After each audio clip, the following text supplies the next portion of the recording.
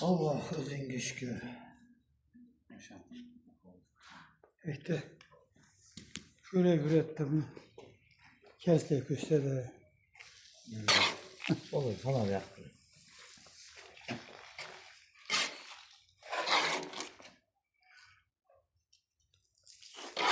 Oldu. O zaman doğranıp ki. Özünü yandı bana.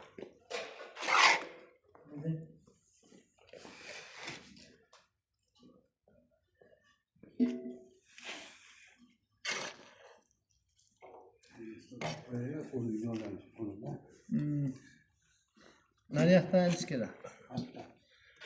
Maniden küp çıktı var mı? Maşlat benim yoksa. Ne var tabağa? Boş oldu bir şeyde.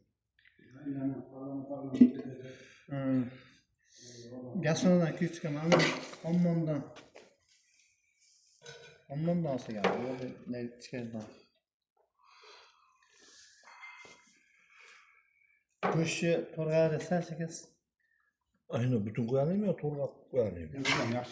Yaxshi ekan. Ha şu moslap böyle. Yaxshi ekan. Qani yurlar.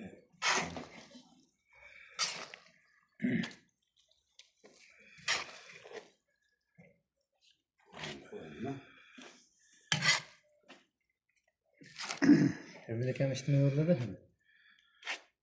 Nima ne? Tabii. Aslında orada dua kıldırırken de ayıp koydum. Dua kıldırıp gelsin. Ne gelirse getiriyorum. Yok sen kendine yok şeker dersen. Kalbi gelir. Seviyor başlarsın. Ha. Kirasını yaşlıda yaşlıdır. O artık getirir. Devamlı öldürüp götürür. Hop. Sabahta bir oranı. Ha, pasatlıkta ver. Çoy bir diyor. Azma kanap durma çoyga. Turib bitallarni. Ay yo'qmiz. Meni taning kelsan ish kerak. Nima? Ne aytding keragiga?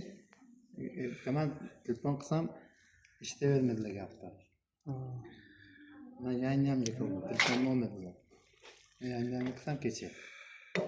Quloq tog'ash bo'lib qolgan Hasanboy qattiqroq gapiring. Nima desam, deydilar.